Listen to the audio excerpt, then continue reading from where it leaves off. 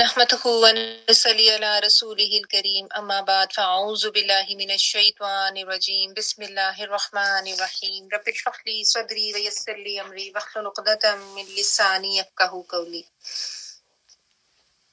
अल्लाहुम्मा अर्ज़ुक़नी तफ़क्कुरा व तदब्बुरा बिमा यतलूहु लिसानी मिन किताबिका वल फ़हम लहु वल मअरिफ़ता बिमानी वन नज़रा फ़ी अजाइबिही वल अमला बिज़ालिका मा बक़ीत इन्नका अला कुल्लि शैइन क़दीर। आमीन। जी, सूरह यूनुस आयत नंबर 32 से आज हमने करना है। कल जो हमने आयात की थी उसमें अल्लाह सुब्हानहू तआला ने हमें ये बताया था कि जो भी मुशरिकीन हैं उनको और उनके माबूदों को जब आखिरत में इकट्ठा किया जाएगा तो उनके साथ क्या मामला होगा। कि अल्लाह सुब्हानहू तआला ने ये बताया कि उन सबको वहां पे अलग-अलग करके खड़ा कर दिया जाएगा और यानी उनको दरमियान एक जुदाई डाल के, और उस वक्त कोई किसी का साथ नहीं देगा। और ये जो सारे इनके माबूद जिनके ऊपर आज ये दुनिया में इतना भरोसा करते हैं, वो सब माबूद उस दिन उनसे लाताल्लुकी का इजहार करेंगे और बल्कि वो अल्लाह को गवाह बनाकर लाइल्मी का इजहार करेंगे और कहेंगे कि हमें तो नहीं मालूम, हम तो बिल्कुल इस चीज से गाफिल हैं कि तुम हमारी इबादत करते थे, ना तो हमने कभी ऐसा तुम्हें कहा। तो जिन झूठे माबूदों के ऊपर आज इनको इतना भरोसा है कि ये इनको आखिरत में बचा लेंगे, वो सब वहां पे बिल्कुल उनसे लाताल्लुक हो जाएंगे। ठीक है, तो इसीलिए समझाया जा रहा है कि आज ही अकल कर लें कि ये माबूद किसी का सहारा नहीं है। और फिर उस दिन उन सब लोगों को अपने उनके जो अमालनामे हैं वो उनके हाथों में पकड़ा दिए जाएंगे, जिसमें सब कुछ दर्ज होगा। और उस दिन फिर वो देखेंगे और एक अच्छी तरह से जांच पड़ताल करेंगे अपने अमालनामे की, जिसमें एक एक अच्छा अमल, एक एक बुरा अमल सब लिखा होगा। सब गुनाह, सब फिस्क, फजूर, शिर्क, जो जो कुछ उन्होंने किया होगा वो सब वहां पे दर्ज होगा। और उस दिन यानी ज़ाहिर सब अल्लाह की तरफ लौटाए जाएंगे और अल्लाह ही असल माबूद हक है। और बाकी जो भी शिर्क वो करते थे वो सब उस दिन उनसे गुम हो जाएंगे। जितने उन्होंने अपने झूठे माबूद रखे हुए थे वो सब वहां पे जो है वो उनसे गुम जाएंगे, जो इफ्तरा उन्होंने की हुई थी। और इसके बाद फिर जो अगला रुकू हमने स्टार्ट किया था आयत 31 में, उसमें हमने ये पढ़ा कि अल्लाह सुब्हाना ताला ने अपनी तौहीद के दलाइल इसमें दिए और सवालात के जरिए लोगों की अकल को झंझोड़ा जा रहा है, जिसमें मैंने आपको कहा था कि इस रुकू में आप देखेंगे कि बार बार सवाल किया जाएगा आयत के एंड पे। जिस तरह इस आयत में ये था कि आसमान से पानी कौन बरसाता है, जमीन से कौन तुम्हारी खुराक और पौधे और निबातात निकालता है, कौन तुम्हारी समात और निगाहों का मालिक है, और कौन जिंदा को मुर्दा से, मुर्दा को जिंदा से निकालता है, और कौन तुम्हारे तमाम उमूर की तदबीर करता है। और जब इनसे तुम ये पूछोगे तो ये सब यही कहेंगे कि ये सब काम अल्लाह सुब्हाना ताला की जात ही करने वाली है।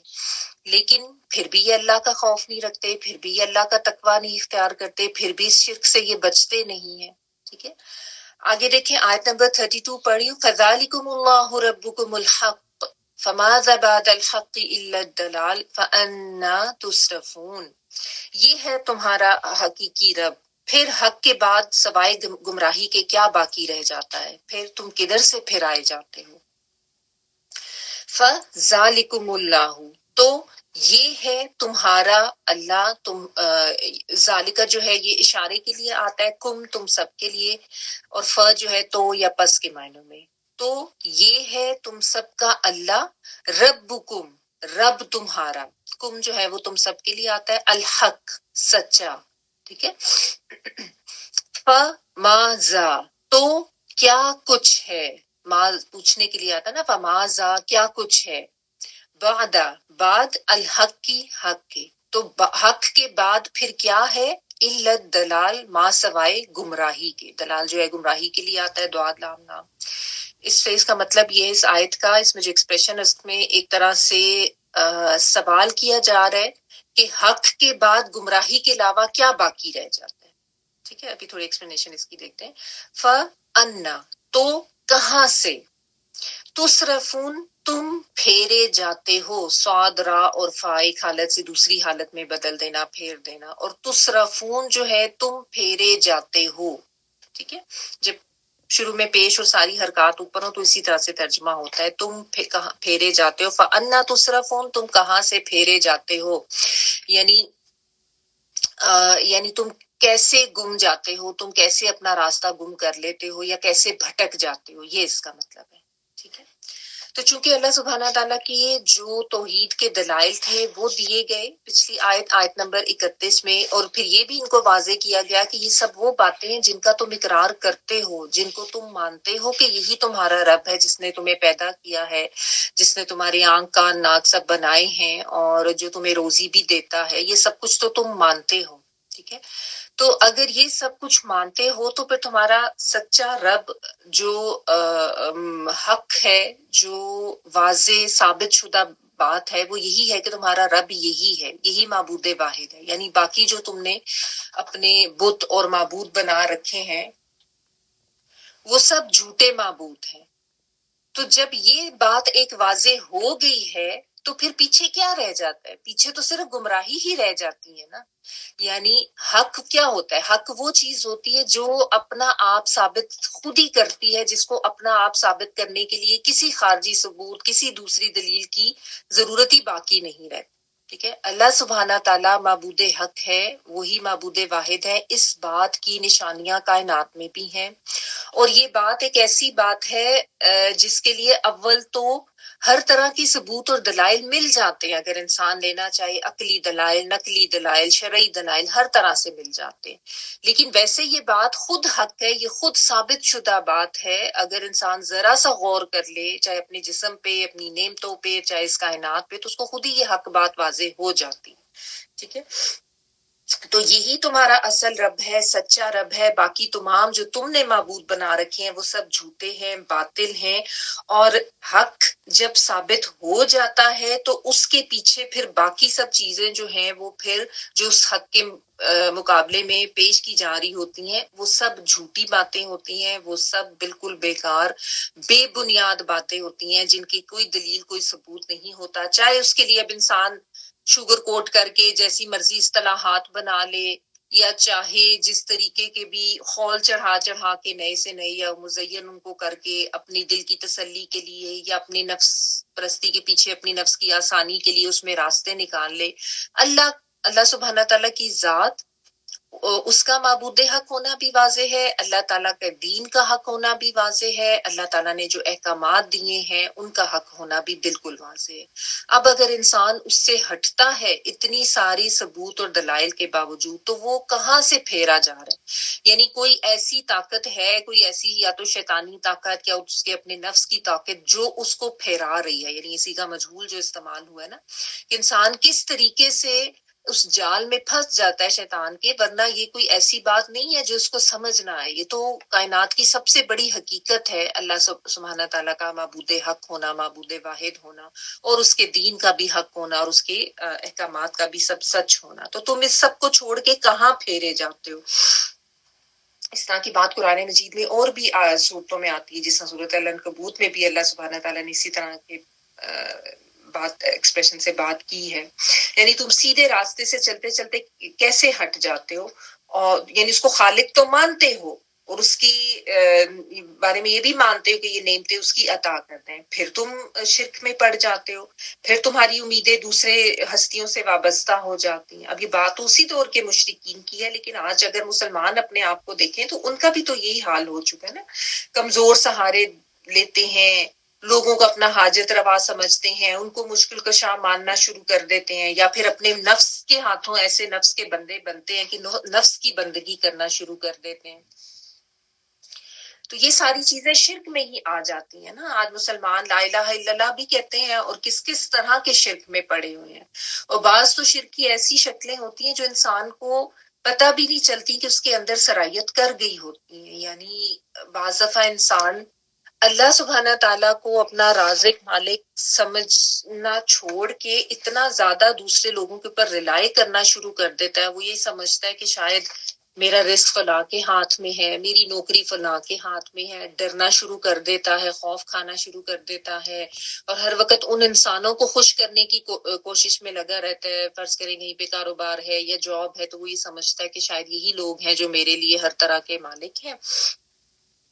اور پھر یہ بھی ایک طرح کا شرک ہی ہو جاتا ہے نا کہ جب انسان اللہ کو چھوڑ کے لوگوں کو خوش کرنا شروع کر دے یہ سوچ کے کہ وہ میری نوکری اس کے ہاتھ میں ہے، میرا کاروبار اس کے ہاتھ میں ہے، یہ ناراض ہو گیا تو پتہ نہیں کیا ہو جائے گا، یہ بھی اسی طرح کا ایک چھوٹے لیول کا شرک ہے. ٹھیک ہے، تو اللہ سبحانہ تعالیٰ کی طرف سے اصل میں معاملہ یہ ہوتا ہے کہ جب اس طرح انسان اللہ کی ذات سے ہٹ کے لوگوں کے اوپر بھروسہ کرنا شروع کر دیتے نا تو اس کے دلوں پر، اس کی آنکھوں پر، کانوں پر مہریں لگ جاتی، بند کر دیے جاتے ہیں پھر ہدایت کے راستے ان کے اوپر. ورنہ یہ ہدایت کے راستے اللہ سبحانہ تعالیٰ کی طرف سے تو واضح کیے گئے تھے، ان کے لیے بھی کیے گئے تھے، ہم سب کے لیے بھی کیے گئے ہیں، لیکن انسان پھر بھی اس کو چھوڑ کے گمراہی کی طرف جائے. یعنی جو اللہ تعالیٰ نے کہا نا کہ اس حق کے واضح ہونے کے باوجود بھی اگر تم کسی دوسرے راستے کو اپناتے ہو تو وہ تو صرف دلال گمراہی ہی ہے، وہ تو غلط راستہ ہی ہے، وہ تو کیونکہ ہدایت کا راستہ، ہدایت کا نور تو ایک ہی ہے نا، گمراہی کے راستے بے شمار ہیں اور ہر راستے پر شیطان بیٹھا ہوا. تو اگر اس ہدایت کے راستے کے واضح ہو جانے کے بعد اتنے دلائل اور اتنے ثبوت سامنے آنے کے باوجود بھی انسان انہی راستوں کو اپناتا ہے تو پھر وہ باقی سارے راستے غلط طرف ہی اس کو لے کے جائیں گے، جن راستوں کے آخر میں پھر جہنم کا گڑھا ہی اس کو ملے گا. اور وہ راستہ انسان نے پھر خود اپنے لیے انتخاب کیا ہے نا، تو پھر ظاہر ہے اسی پر جائے گا. یعنی فرض کریں آپ گاڑی لے کے نکلے ہیں تو آپ نے جہاں جانا ہے اس کا راستہ آپ نے خود منتخب کر لیا نا کہ میں نے اس راستے سے ہو کے جانا ہے. اب اگر آپ نے غلط راستہ چنا ہے، آپ کو سائن بورڈز بھی نظر آ رہے تھے یا آپ کو بتایا گیا تھا کہ یہ راستہ ٹھیک نہیں ہے یا یہاں پہ آگے جا کے آپ کو کوئی پرابلم آ سکتی ہے، پھر بھی آپ زبردستی اپنی ہٹ دھرمی سے اسی راستے پر جا رہے ہیں، تو پھر اگر اب اس کے آگے کھائی تھی یا کوئی نقصان تھا یا کوئی خدشہ تھا، کوئی تکلیف ہونی تھی، تو وہ تو پھر ملے گی نا. ٹھیک ہے نا، تو یہ اللہ سبحانہ تعالیٰ نے بتا دیا کہ یہ تمہارا سچا رب ہے، ایک ہی رب ہے اور یہ ثابت شدہ بات ہے، حق بات ہے. اس کے بعد بھی اگر تم بھٹکتے ہو، دوسرے راستوں پر جاتے ہو تو وہ تمہارا اپنا فیصلہ ہے، لیکن پھر تم کیسے پھر آئے جاتے ہو، کس طرح سے، کس طاقت نے تمہیں اتنا زیادہ مغلوب کر لیا کہ تمہیں یہ سارا حق نظر ہی نہیں آتا. آگے دیکھیں اللہ سبحانہ تعالیٰ فرما رہے کذالک حقت کلمۃ ربک علی الذین فسقوا انہم لا یؤمنون. اسی طرح آپ کے رب کی بات ان فاسق لوگوں پر صادق آ گئی کہ وہ کبھی ایمان نہیں لائیں گے. کذالک اسی طرح حق ہو گئی، ثابت ہو گئی. ہا قاف کاف، اور چونکہ کلمت کی بات آ رہی ہے تو تے اس میں مونس کی آ گئی. کلمت ربی کا، بات تیرے رب کی، ربی کا تیرے کے لیے آتا ہے، علا اوپر، الذین ان لوگوں کے، فسقوا جنہوں نے فسق کیا. فسق جو ہے وہ حدود توڑنے کے لیے آتا ہے، نافرمانی کے لیے آتا ہے. الذین فسقوا ان لوگوں پہ جنہوں نے فسق کیا، جنہوں نے نافرمانی کی، انہم بے شک وہ، لا نہیں، یؤمنون وہ ایمان نہیں لائیں گے. یعنی یہاں پہ اللہ سبحانہ تعالیٰ نے بتا دیا کہ ایسے لوگ جو حق واضح ہو جانے کے باوجود اس کے مقابلے میں گمراہی پر جانے کو ترجیح دیتے ہیں اور غلط راستوں کا ہی انتخاب کرتے ہیں، ان کے لیے پھر اللہ تعالیٰ کا بھی فیصلہ یہی ہوتا ہے کہ وہ پھر راہ راست پر نہیں آ سکتے. انہیں ایمان کی دولت کبھی نصیب ہی نہیں ہوتی، وہ اس ایمان کی روشنی سے، اس نور سے پھر دور ہی کر دیے جاتے ہیں اور ان کو انہی راستوں پر بھٹکنے کے لیے چھوڑ دیا جاتا ہے. یہ جو ہے نا کذالک حقت کلمۃ ربی کا، ثابت ہو گئی، حق ہوگی. کیا ثابت ہوگی بات؟ یہی بات ان پہ ثابت ہوگی، یہ بات ان کے لیے لکھ دی گئی، واضح کر دی گئی، ثابت کر دی گئی کہ یہ اب انہی راستوں پر بھٹکیں گے جو راستہ انہوں نے اپنے لیے خود چنا ہے. یعنی ان کے دلوں پر پھر مہر لگ جائے گی، ان کو ایمان کبھی نصیب نہیں ہوگا، وہ ایسے ہی بھٹکتے پھریں گے. کیوں؟ کیونکہ انہوں نے اپنی مرضی سے، اپنی ضد سے، اپنی ہٹ دھرمی سے، اپنی انا سے اسی راستے پہ، اسی اندھیرے میں رہنا جو ہے وہ چنا تھا. وہی تباہی کا راستہ انہوں نے خود اپنے لیے اپنایا تھا. ٹھیک ہے نا، کیونکہ دیکھیں نا، ہدایت کا راستہ اپنائیں گے تو آخر میں اس راستے کے آخر میں جنت کا باغ ملے گا نا. گمراہی کے راستے پہ جائیں گے تو اس کے آخر میں تو جہنم کا گڑھا ہی ملے گا. اب کوئی خود زبردستی اسی پہ چلنا چاہے جبکہ اس کو کھینچ کھینچ کے دوسری طرف لایا جا رہا ہے تو پھر وہ ظاہر ہے اسی راستے پہ جائے گا تو اس کو چھوڑ دیا جائے گا نا. ایسے ہی ہے نا، آپ کے کھینچ کھینچ کے کسی کو دوسری طرف بلائیں گے ادھر نہ جاؤ، ادھر نہ جاؤ، اور وہ کہے کہ میں نے ادھر ہی جانا ہے، تو پھر اس کو چھوڑ دیا جاتا ہے ادھر ہی کہ ٹھیک ہے جاؤ اپنی مرضی کر کے دیکھ لو. ٹھیک ہے نا، تو یہی بات ہے. اور اب اس میں اگر آپ دیکھیں نا کہ کیا چیز ہوتی ہے جو انسان کو اتنا زیادہ حق واضح ہونے کے باوجود بھی گمراہی کی طرف لے کے جاتی ہے. اس میں ایک تو انسان کی ہٹ درمی، اس کی ضد، اور ایک تعصب کہ نہیں بس جو میں کر رہا ہوں وہی ٹھیک ہے، جو دوسرا کر رہا ہے وہ ٹھیک نہیں ہے، یا مجھے نہ بتایا جائے اور میں تو بالکل صحیح راستے پہ، مجھے کسی ہدایت کی ضرورت ہی نہیں ہے، یا میں تو عقل کل ہوں، یا میرا علم جو ہے وہ تو بڑا مکمل علم ہے، مجھے کسی مزید علم کی ضرورت ہی نہیں ہے. یہ اس طرح کے جو سوچ والے لوگ ہوتے ہیں وہی اس گمراہی میں رہتے ہیں، اور جن کے اندر عاجزی نہیں ہوتی، یا جن کے اندر مان لینے والی اہلیت نہیں ہوتی، جن کو ضد پہ رہنا، اکڑنا، اپنی عقل کو زیادہ بڑا سمجھنا، جن کے اندر یہ باتیں ہوتی ہیں نا، وہ پھر حق سے اور ہدایت سے دور ہی رہتے ہیں. ٹھیک ہے نا. تو یہ ضد، ہٹ دھرمی اور یہ چیزیں انسان کو ہدایت پر آنے سے روکتی ہیں. تو ان چیزوں سے بچنا چاہیے، اپنے اندر عاجزی لے کر آئیں، اور یہ یاد رکھیں کہ کوئی بھی اللہ کا حکم سامنے آئے تو فوراً اس سے انکار نہ کریں، یا فوراً اس سے ہٹ نہ جائیں کہ نہیں ایسا نہیں ہے، یا میں نہیں مانتا، یا یہ صبر سے اور تھوڑا سا اس کو سمجھنے کی کوشش کریں، تھوڑا سا اس پہ غور کرنے کی کوشش کریں. کسی تعصب یا کسی ضد یا ہٹ دھرمی کی ضرورت نہیں ہے، ورنہ یہ چیزیں جو ہے نا انسان کو ہدایت سے دور کرتی ہیں. تو اپنے اوپر نظر کرنے کی ضرورت ہے کہ جب اللہ کا کوئی حکم میرے سامنے آتا ہے، یا مجھے کوئی حق بات بتائی جاتی ہے اور مجھے پتہ بھی چل جاتی کہ یہ ٹھیک ہے، تو میرا رویہ کیا ہوتا ہے. کیا میرا رویہ کوئی ہٹ دھرمی والا یا ضد والا تو نہیں ہوتا، کوئی تعصب والا تو نہیں ہوتا، یا یہ تو نہیں ہوتا کہ فلاں کہ مجھے یہ بات بتا رہا ہے، اس کو تو نہیں پتا، یہ تو میرے سے کم عقل ہے، یا یہ تو میرے سے چھوٹا ہے، یہ مجھے کیسے کوئی حق کی بات بتا سکتا ہے. عموماً یہ چیز بھی لوگ کرتے ہیں نا. ٹھیک ہے. اور دوسری یہ چیز جو اندھی تقلید ہے نا، یہ بھی انسان کو ہدایت کے راستے سے روک کے رکھتی ہے کہ جو اتنے عرصے سے ہم کرتے آ رہے ہیں اب ہم اس سے کیسے ہٹ جائیں، اسی پہ چلنا ہے ہم نے، وہی ٹھیک ہے کیونکہ ہمارے تو آبا یہ کرتے رہے تھے. ٹھیک ہے نا. تو یہ چیزیں انسان کو حق کی طرف آنے سے روکتی ہیں. آگے دیکھیں پھر اللہ سبحانہ تعالیٰ ان کے جو معبود جن کو اللہ کا شریک ٹھہراتے تھے ان کا باطل ہونا واضح کر رہے ہیں. قل هل من شركائكم من يبدأ الخلق ثم يعيده قل الله يبدأ الخلق ثم يعيده فأنا تؤفكون. آپ ان سے پوچھیں تمہارے شریکوں میں سے کوئی ایسا بھی ہے جو تخلیق کی ابتدا بھی کرتا ہو اور پھر اسے دوبارہ بھی پیدا کر سکے. آپ فرما دیجئے اللہ ہی خلق کی ابتدا بھی کرتا ہے اور پھر دوبارہ پیدا بھی کرے گا، پھر تم یہ کس الٹی راہ پر چلائے جا رہے ہو. قل، آپ صلی اللہ علیہ وآلہ وسلم کو کہا جا رہا ہے کہ آپ فرما دیجئے حل کیا، من شرکائکم تمہارے شریکوں میں سے، من سے کے لیے آ رہا ہے، حکم تم سب کے لیے، تمہارے شریکوں میں سے، یعنی تمہارے شریکوں میں سے کوئی ایسا ہے، مطلب یہ ہے من جو یبداؤ، بدا یبداؤ جو ہے یہ جیسا ابتدا ہوتا ہے نا، شروع کرنا پہلی مرتبہ، اس سے ہے. ابتدا کرتا ہے الخلق کا، خلق کی یا تخلیق کی، ثم پھر یعیدہ اعادہ کرنا، عین واو دال، اور یا جو ہے شروع میں وہ کے معنوں میں، وہ لوٹاتا ہے اس کو. ٹھیک ہے. یعنی اس کو دوبارہ سے بھی بناتا ہے. ٹھیک ہے.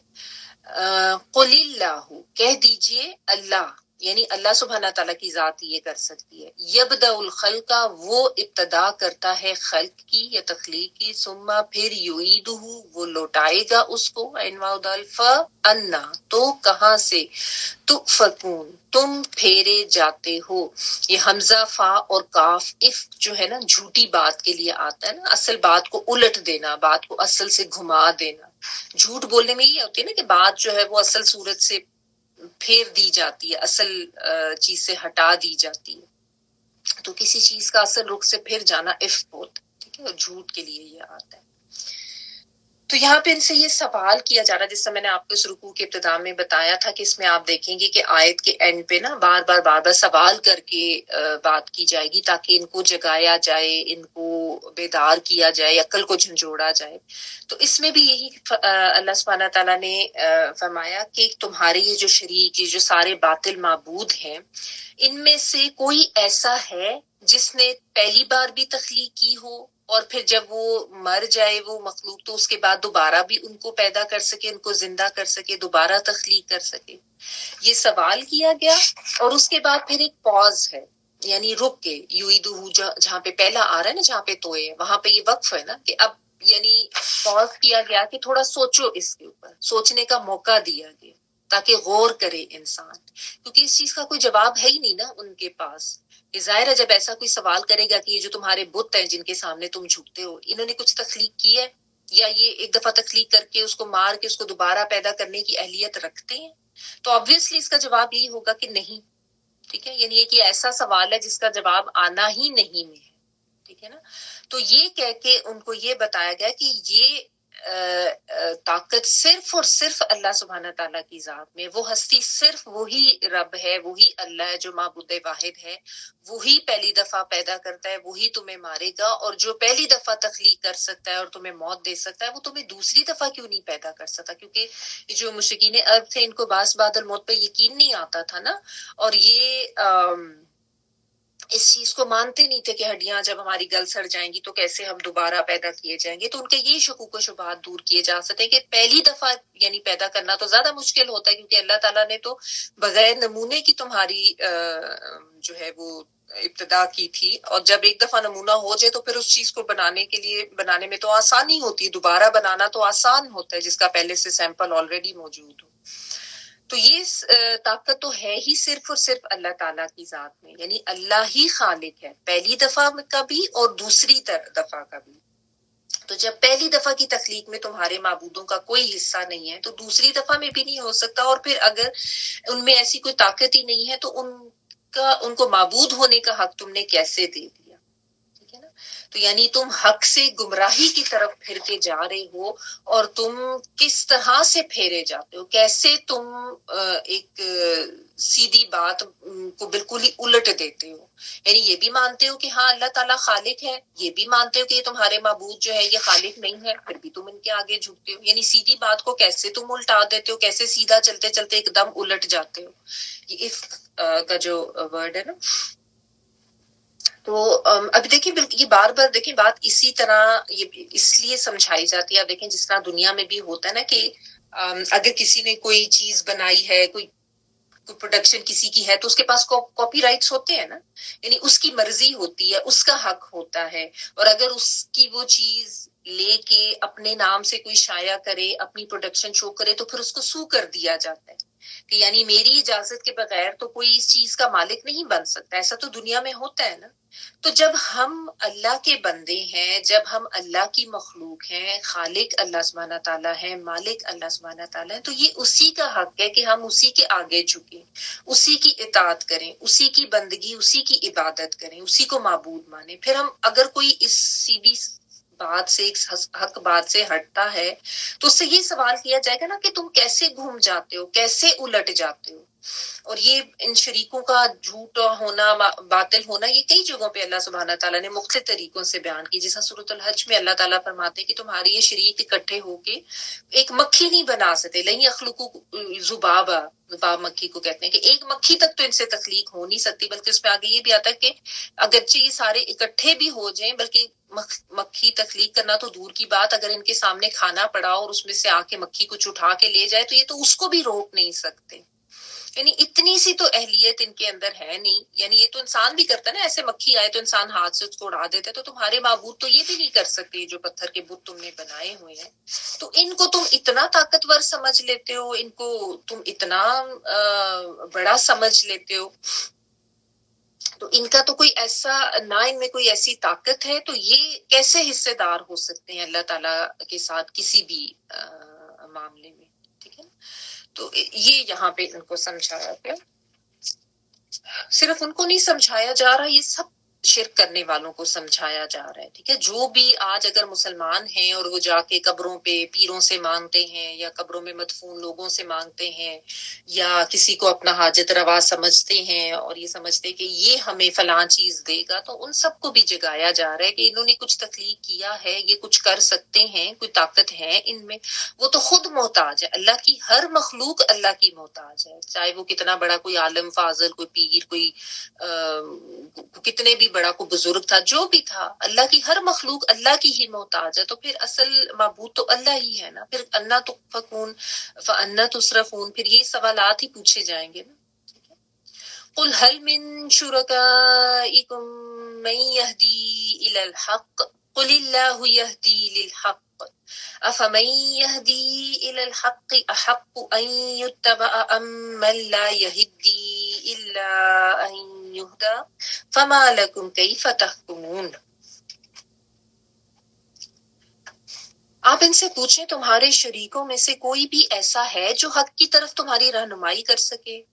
آپ فرما دیجئے اللہ ہی حق کی طرف رہنمائی کرتا ہے. بھلا وہ جو حق کی طرف رہنمائی کرے وہ اطاعت کا زیادہ حقدار ہے یا وہ جو خود بھی راہ نہیں پا سکتا الا یہ کہ اسے راہ بتائی جائے؟ پھر تمہیں کیا ہو گیا ہے، یہ تم کیسے فیصلے کرتے ہو؟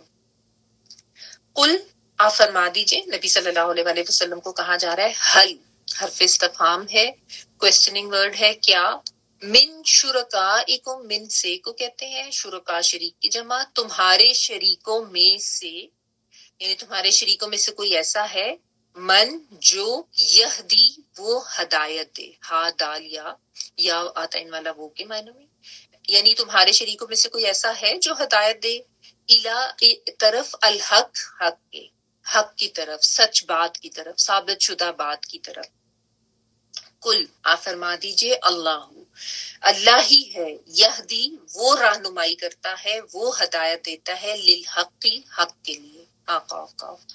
افمن، کیا، بھلا جو، کیا کے معنوں میں حمزہ زبر جو ہے حرف استفہام بھی ہوتا ہے، پھر کے معنوں میں، من جو کے معنوں میں. کیا پھر جو یا کیا بھلا جو، یہدی وہ رہنمائی کرتا ہے، وہ ہدایت دیتا ہے، یا وہ کے معنوں میں ہا دال یا ہدایت، وہ ہدایت دیتا ہے الی الحق کی، الا کہتے ہیں طرف کو، الحق حق کے، یعنی کیا پھر جو حق کی طرف رہنمائی دیتا ہے، ہدایت دیتا ہے تمہیں، یعنی اللہ سبحانہ تعالیٰ کے بارے میں بات ہو رہی ہے، احق زیادہ حقدار ہے. یہ احق جو ہے یہ اسم تبذیل ہو جاتا ہے، یعنی سب سے بڑھ کر حق رکھنے والا، جیسے کبر سے اکبر، سب سے بڑا، ٹھیک ہے، تو احق سب سے زیادہ حق رکھنے والا، ان اس چیز کی کہ، یا ان کے یتبع وہ پیروی کیا جائے. تبع ہے نا، اتباع کا مطلب ہوتا ہے پیروی کرنا، تابع اور عین، اور یا جو ہے وہ کے معنی، اور یتبع وہ پیروی کیا جائے. ام من، ام اور من سے مل کے بنا، ام کا مطلب ہوتا ہے یا اور من کا مطلب ہوتا ہے جو، یا جو لا یہدی نہیں وہ راہ پاتا، یہدی جو ہے نا اس کا مطلب ہے اس کو ہدایت نہیں ملتی، نہیں وہ راہ پاتا. اس لفظ کے بارے میں بعض اہل زبان کا یہ بھی کہنا ہے کہ یہ یہتدی تھا باب افتعال میں جانے کی وجہ سے، لیکن پھر تا دال میں غم ہو گئی، اس پہ تشدید آ گئی اس طرح سے، بلکہ اس کی قرات بھی مختلف ہے. بہرحال لا یہدی اس کا مطلب یہ ہے کہ وہ راہ نہیں پاتا، ٹھیک ہے. اللہ یہ کہ ان کے یہدا وہ رہنمائی کیا جائے، کہنے کا مطلب یہ کہ جب تک اس کی ہدایت، اس کی رہنمائی نہ کی جائے، جب تک اس کو ہدایت نہ دی جائے، وہ تو خود ہدایت نہیں پاتا، تو وہ تمہارا کیسے معبود ہو سکتا ہے؟ اس میں آیت میں بار بار ہدایت کے لفظ کی تکرار ہے. فما لکم، تو کیا ہے لیے تمہارے، لا لیے کم تم کو، کیا ہے تم کو، کیا یعنی جیسے ہم کہتے ہیں نا کیا معاملہ ہے تمہارا، یا کیا پرابلم ہے، وٹس یور پرابلم جیسا ہم بولتے ہیں نا، یہ اسی طرح کا انداز ہے. فما لکم، تو کیا ہے تم کو، کیفا کیسے، تحکمون تم فیصلے کرتے ہو، تا تم کے معنوں میں ہا کاف میم حکم اور واو نون پلورل کا، حکم جو ہے حاکم جو فیصلہ کرتا ہے، تو تحکمون تم فیصلے کر لیتے ہو.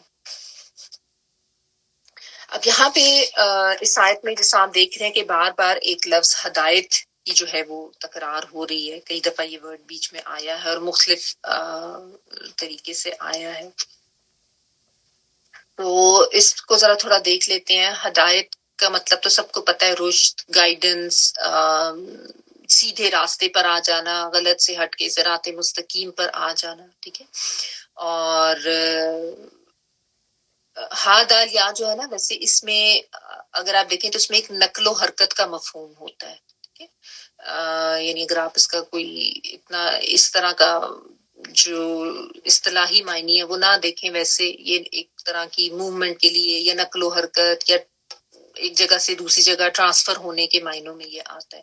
جس طرح ہدیہ کا ورڈ ہوتا ہے نا، کسی کو ہدیہ دینا، تحفہ دینا، تو ہدیہ بھی یہ ہوتا ہے جو ایک سے چیز ٹرانسفر ہو کے دوسرے تک چلی جاتی ہے. ہدی کا ورڈ ہوتا ہے کہ آپ نے قرآن مجید میں پڑھا کہ ہدی اس قربانی کو کہتے ہیں جو حرم تک پہنچائی جاتی ہے. کیونکہ اس زمانے میں جب لوگ جاتے تھے حج عمرے کے لیے تو وہ قربانی کے جانور اپنی جگہ سے ساتھ لے کے جاتے تھے اور پھر وہاں جا کے حرم میں جو ہے وہ ان کو قربان کرتے. اب تو طریقہ دوسرا ہے نا، تو اس وقت یہ ہوتا ہے. تو اس میں بھی ایک جگہ سے ٹرانسفر کر کے ان کو دوسری جگہ لے جایا جاتا ہے. اہدیت الامرأۃ لزوجہا، یہ ایکسپریشن بولا جاتا ہے جب کسی کی شادی ہوتی ہے نا، کسی تو عورت کو جب جیسا اس کو گاڑی میں یا ڈولی میں بٹھا کے ٹرانسفر کیا جاتا ہے تو اس کے لیے بھی یہ ورڈ بولا جاتا ہے. تو اس میں اس طرح کا مفہوم آتا ہے. اور ہدایت میں یہی ہوتا ہے کہ ایک غلط راستے سے ٹرانسفر ہو کے حرکت کر کے نقل و حرکت کر کے انسان جو ہے وہ دوسرے راستے کی طرف آ جاتا ہے. ٹھیک ہے، اس میں پھر سوچ کی بھی حرکت چاہیے، سوچ کا ٹرانسفارم ہونا، اور پھر اس کے بعد عمل کا ٹرانسفارم ہونا، یعنی عمل کی حرکت سب طرح کی چاہیے ہوتی ہے نا. یعنی خالی فکری ہدایت نہ ہو کہ انسان سوچ میں تو کہے، جس طرح کے بہت سے مسلمان وہ کہتے تو ہیں کہ ہاں ہم تو اللہ کو مانتے ہیں، ہم لا الہ الا اللہ پڑھتے ہیں، ہم مسلمان ہیں، لیکن عملاً وہ ہدایت کہیں سے نظر نہیں آتی، یا عملی توحید جو ہے وہ ان کے عمل میں نظر نہیں آتی. تو یہ اس طرح کا یعنی ایک عمل ہے، جس ہدایت جس میں پھر واقعی انسان کا عمل بھی اس کی طرح ہو جاتا ہے. پھر ہدایت کے بارے میں آپ یہ بھی سمجھ لیں کہ ہدایت اللہ ہی کی طرف سے ہوتی ہے، اللہ کی توفیق سے ملتی ہے. اور اللہ سبحانہ تعالیٰ نے پھر ہدایت کے لیے کلیہ کیا رکھا ہوا ہے، یہی کہ جو ہدایت کا طلبگار ہوتا ہے، جس کے اندر اکڑ، ضد، انا، تعصب نہیں ہوتا، اور جو مان لیتا ہے، جو جھک جاتا ہے، اس کو اللہ تعالیٰ ضرور ہدایت کی طرف لے آتے ہیں. جس کے اندر کوئی خیر ہوتی ہے، جس کے اندر کوئی سیدھے راستے پر آنے کی، جان لینے کی کوئی تڑپ ہوتی ہے، کوئی طلب ہوتی ہے، تو اللہ سبحانہ تعالیٰ اس کو ہدایت دیتے ہیں. کیونکہ ظاہر ہے مالک اللہ سبحانہ تعالیٰ ہے، تو اس لیے جو یہ کہا جاتا ہے نا واللہ یہدی من یشاء، اللہ تعالیٰ ہدایت دیتے ہیں جسے وہ چاہتے ہیں. اس کا مطلب یہ نہیں ہے کہ اللہ تعالیٰ بغیر وجہ کی کسی کو گمراہ کر دیں گے اور بغیر وجہ کی کسی کو ہدایت دے دیں گے. نہیں، اللہ تعالیٰ گمراہی انہی پہ چسپاں کرتے ہیں جن کے بارے میں اللہ سبحانہ تعالیٰ کو یہ دیکھتے ہیں، یا اللہ تعالیٰ کو اپنے علم سے یہ پتہ ہے، اور وہ اپنے عمل سے اس کو واضح کر رہے ہوتے ہیں کہ ان کو گمراہی میں ہی رہنا پسند ہے. ٹھیک ہے، ابھی جو سارے جو یہ مشرکین تھے، اور ان میں جو فاسق تھے، اور ان میں جو حد سے بڑے ہوئے تھے، ان سب کو بار بار سمجھایا جاتا تھا، لیکن یہ بار بار اپنی ضد اور انا کی وجہ سے اسی راستے پر، گمراہی کے راستے پر رہنے کو ہی ترجیح دیتے تھے. تو پھر ان کو انہیں گمراہیوں میں بھٹکتے، انہیں اندھیروں میں بھٹکنے کے لیے چھوڑ دیا گیا. تو یہ ہدایت کا جو قانون ہے نا، اس کو بھی سمجھ لینا ضروری ہے. ٹھیک ہے، اور پھر اب اس میں دیکھیں جو اس آیت میں اللہ سبحانہ تعالیٰ بات بتا رہے ہیں وہ بہت اہم بات ہے. سوال کر کے ذہنوں کو جگایا جا رہا ہے، سوچ کو تحریک دی جا رہی ہے کہ کیا تمہارے ان شریکوں میں سے کوئی ایسا ہے جو تمہیں حق کی طرف رہنمائی کرتا ہے، جو تمہیں سیدھا راستہ دکھاتا ہے، جو تمہیں ٹیڑے اور غلط راستے سے ہٹا کر صراط مستقیم کی طرف لے کے جاتا ہے. کیا کوئی ایسا ہے؟ تو ظاہر اس کا جواب بھی نہیں ہے.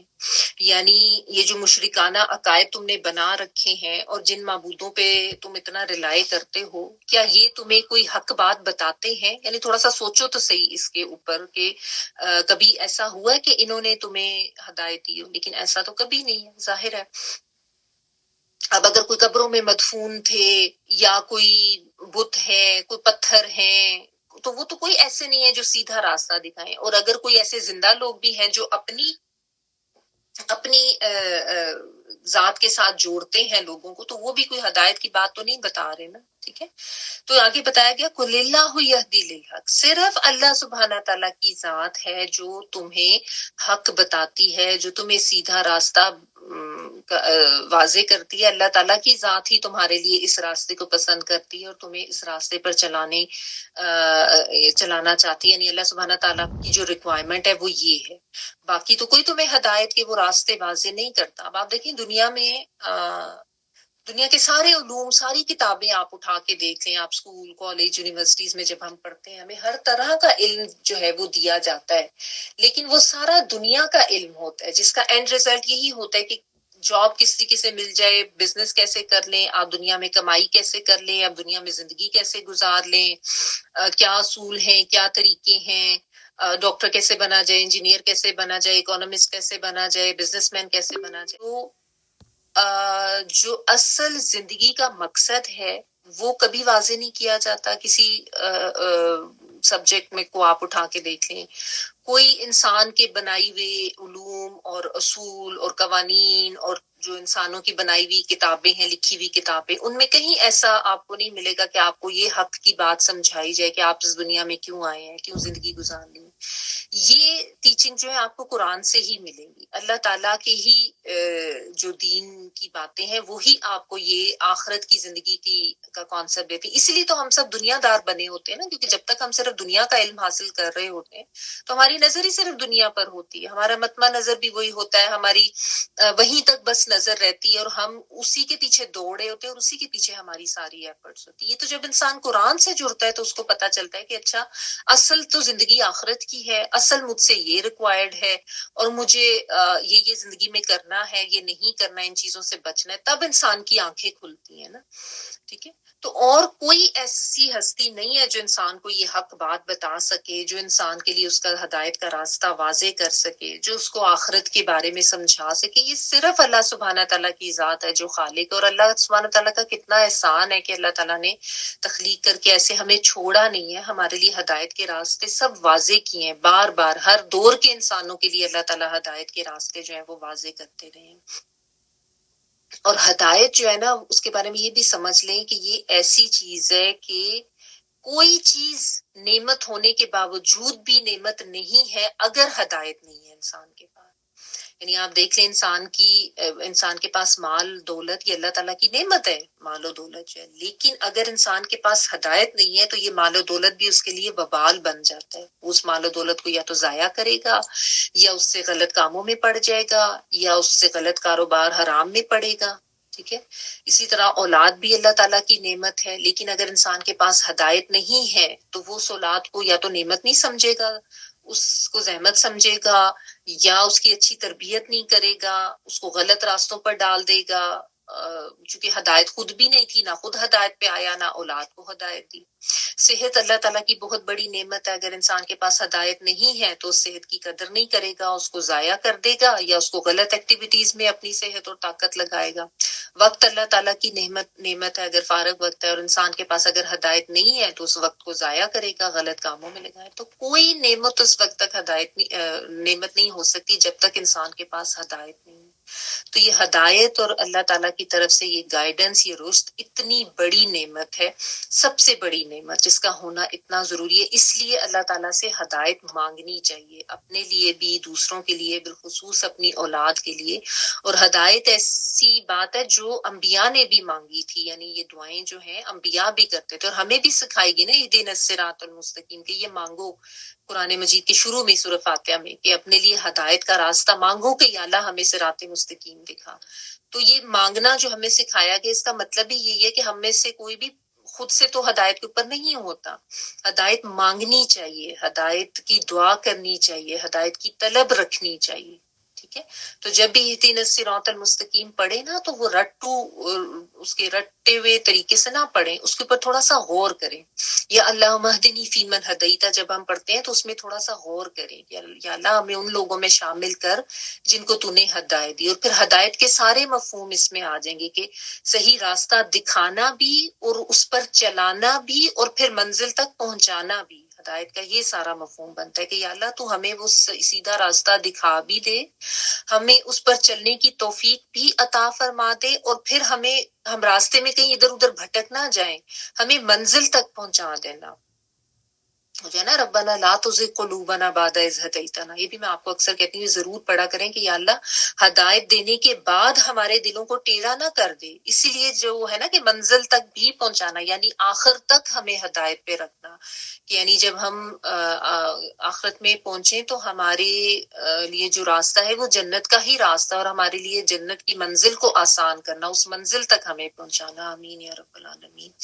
تو اس میں یہ تمام یعنی جو ہدایت کا مفہوم ہے نا، یہ جب آپ دعا مانگی تو اس سب کو ذہن میں رکھا کریں کہ ہدایت دے بھی، ہدایت کے راستے کو دکھا بھی دے، ہمیں اس پر چلنے کی توفیق بھی دے، اور آخر تک منزل تک بھی ہمیں پہنچائے، ہم کہیں راستے میں ادھر ادھر بھٹک نہ جائیں. کیونکہ بہت سے لوگ ایسے ہوتے ہیں جو ہدایت کے راستے پر آتے ہیں اور پھر وہ ادھر ادھر بھٹک جاتے ہیں اپنی ہی کچھ غلطیوں کی وجہ سے، یا اپنے کسی تکبر، انا، تعصب، اس وجہ سے. بہت سے لوگ آپ کو ارد گرد نظر آئیں گے ایسے، جو آپ کو لگے گا کہ اچھے بھلے ہدایت پہ تھے اور پھر وہ کسی نہ کسی وجہ سے ہٹ جاتے ہیں. تو یہ بھی دعا مانگتے رہنا چاہیے، ٹھیک ہے نا.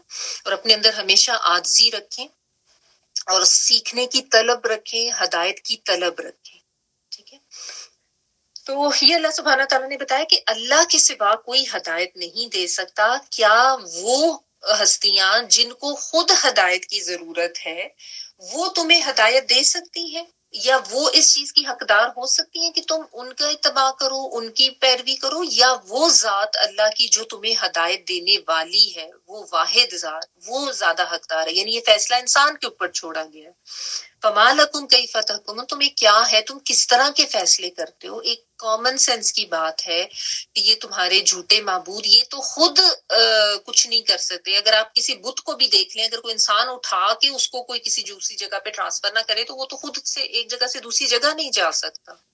کوئی اگر کوئی کسی نبی کو بھی مانتا تھا یا کسی بہت بڑے عالم کو بھی مانتا تھا تو وہ تو سب خود اللہ سے ہدایت کے طلبگار تھے، وہ تو خود اللہ سے دعائیں مانگتے تھے. تو وہ تمہارے مالک کیسے ہو سکتے ہیں ہدایت کے؟ وہ تو صرف اللہ کے بھیجے ہوئے پیغمبر تھے جو اللہ کا بتایا ہوا ہدایت کا راستہ تمہیں بتاتے تھے. وہ تمہارے حاجت روا نہیں ہو سکتے، یا وہ تمہارے کوئی مشکل کشا نہیں ہو سکتے. وہ صرف اللہ ہی کی ذات ہے. تو تم کیسے فیصلے کرتے ہو؟ اب آپ دیکھیں نا، اس میں اگر ہم اپنے آپ کو چیک کریں کہ ہمارا رویہ کیا ہے ہدایت کے لحاظ سے یا ہدایت کے راستے کے لحاظ سے. کیونکہ آپ دیکھیں ہم اپنی دوسری چیزوں کی کتنی فکر کرتے ہیں. ہم اپنے جسم کے بارے میں، اوہ میں تو موٹی ہونے لگ گئی ہوں، میری کمر ایسی ہوگی، یا میرا وزن بڑھ گیا ہے، پیٹ بڑھ گیا ہے، پیٹ اندر ہو جائے، کمر کم ہو جائے. یہ ساری چیزیں ہم سوچ رہے ہوتے ہیں نا. یا کوئی چیز گھر میں بھی آپ دیکھیں، اوہو یہ فرنیچر یہاں سے وہاں ٹیڑھا کس نے کر دیا، میرے برتن یہاں سے وہاں کس نے رکھ دیے. کبھی ہم بچوں کو ڈانٹنا شروع کر دیتے ہیں، یا ذرا سی چیز ادھر سے ادھر ہٹی ہو تو ہمیں اچھا نہیں لگتا. لیکن جو زندگی گزارنے کا راستہ ہے وہ ہمارا ٹیڑھا چل رہا ہو، اس کی ہمیں فکر ہی نہیں ہوتی، اس کے بارے میں ہم سوچتے ہی نہیں، ٹھیک ہے نا. یا پھر ہم دیکھیں لوگوں کے لیے اپنے آپ کو ایکسیپٹیبل بنانے میں کتنی تگ و دو کرتے ہیں اور کتنا وقت لگاتے ہیں، کتنی کوشش کرتے ہیں میں اچھی لگوں، میں فلاں کو پسند آ جاؤں، میں جا رہی ہوں تو میں ایسی تیار ہو کے جاؤں، یا میں کسی کو نظر آ رہی ہوں تو مجھے ایسا دکھنا چاہیے. لیکن اللہ سبحانہ تعالیٰ کی نظر میں اپنے آپ کو ایکسیپٹیبل بنانے کا ہم سوچتے ہی نہیں ہے کہ اللہ تعالیٰ کے مقربین میں آئے، اللہ کی گڈ بک میں، اللہ کے پسندیدہ لوگوں میں آئے، ٹھیک ہے نا. اصل میں ہوتا یہ ہے کہ انسان چونکہ گھبراتا ہے نا تبدیلی سے، جیسا میں نے آپ کو بتایا نا، اس میں ایک حرکت کا، تبدیلی کا، ٹرانسفر کا مفہوم آتا ہے. تو چونکہ انسان گھبراتا ہے، اس کو اپنے نفس پہ قابو کرنا مشکل لگ رہا ہوتا ہے، اس لیے یہ ہوتا ہے کہ ہدایت کا راستہ واضح ہو جانے کے باوجود بھی انسان اس کے اوپر نہیں آتا. جیسا ابھی ہم یہ بات دیکھ رہے تھے نا کہ کیا وہ رکاوٹیں ہوتی ہیں، کیا وہ چیزیں ہوتی ہیں جو انسان کو ہدایت پر آنے سے روکتی ہیں. جس میں ایک تو ہم نے دیکھا نا، انا ہے، تعصب ہے، ضد ہے، یہ سب سے بڑی چیزیں ہوتی ہیں. جس انسان میں عاجزی نہیں ہے وہ ہدایت پہ نہیں آتا، وہ اپنی اکڑ میں ہی رہتا ہے. وہ کہتا نہیں جو میں کر رہا ہوں وہی ٹھیک ہے، جو میں نے راستہ چنا ہوا ہے وہی ٹھیک ہے، مجھے کسی کی طرف سے سمجھانے کی ضرورت نہیں ہے، میں عقل کل ہوں، میرا علم بڑا مکمل ہے، میں بڑا عالم فاضل ہوں، مجھے کسی کے علم سمجھانے کی ضرورت نہیں، ٹھیک ہے نا. تو ایسے لوگ بھی بھٹکتے رہتے ہیں. اور پھر یہ کہ جن لوگوں کو آپ کہہ لیں کہ وہ اس تبدیلی کو اپنانا مشکل لگ رہا ہوتا ہے، کیونکہ ان کو اپنے نفس کو قابو کرنا یا اپنے نفس کو کسی مشکل میں ڈالنا یہ ان کو پسند نہیں ہوتا تو وہ بھی فوری انکار کر دیتے کہ نہیں ہم نہیں سمجھتے کہ یہ دین کا حکم ہے, یہ نہیں ہو سکتا دین میں. ہوتا ہے نا بعض لوگ ایسے آپ کو ایک دم سے بولتے ہوئے نظر آتے ہیں نہیں نہیں نہیں نہیں یہ نہیں ہم مانتے, میں نہیں مانتے کہ یہ دین میں ہو سکتا ہے, کیونکہ اپنا دماغ یا اپنا دل یا اپنی مرضی جو ہے اس کے اوپر نہیں آ رہی ہوتی نا, تو اس میں آسان طریقہ یہ لگتا ہے کہ فوری سے اس کے اوپر جو ہے وہ انکار کر دو اور کہہ دو کہ یہ کیسے دین کا حکم ہو سکتا ہے, یہ تو مجھے ٹھیک نہیں لگ رہا. حالانکہ اگر کسی کو ٹھیک نہیں لگ رہا تو وہ اپنی عقل کو چیک کرے نا, یہ تو نہیں کہ فوراً سے ایک فتویٰ جاری کر دی کہ یہ دین کا حکم ہو ہی نہیں سکتا. ٹھیک ہے. اور پھر ایک اور کیا چیز ہو جاتی ہے جس کو ہم بلائنڈ فالوئنگ کہتے ہیں نا, اندھی تقلید, بس دیکھا دیکھی, چونکہ باقی سارے لوگ یہ کر رہے ہیں تو اس لیے ہم نے بھی یہی کرنا ہے, یہی ٹھیک ہوگا. چونکہ ہر دور میں انسان کا یہ مسئلہ رہا ہے, اس دور میں بھی تھا نبی صلی اللہ علیہ وسلم کے دور میں, بلکہ ان سے پہلے کے لوگوں کے دور میں, اس کے بعد میں بھی, اور آج کل بھی ہے. اور آج کل تو یہ بھیڑ چال اور اندھی تقلید اور دوسروں کی دیکھا دیکھی بس وہی کرنا, یہ تو بہت زیادہ ہو گیا. بلکہ ان چیزوں کو میڈیا پہ پروموٹ اتنا کیا جا رہا ہے کہ وہ جو فلاں ہے اس کی طرح آپ کو بننا چاہیے, اس نے اس طرح کے کپڑے پہنے ہیں تو آپ کس طریقے سے اس طرح کا بن کے اس طرح کی لک دے سکتے ہیں. یہ بھی چیز اب بہت زیادہ ہو گئی. ٹھیک ہے.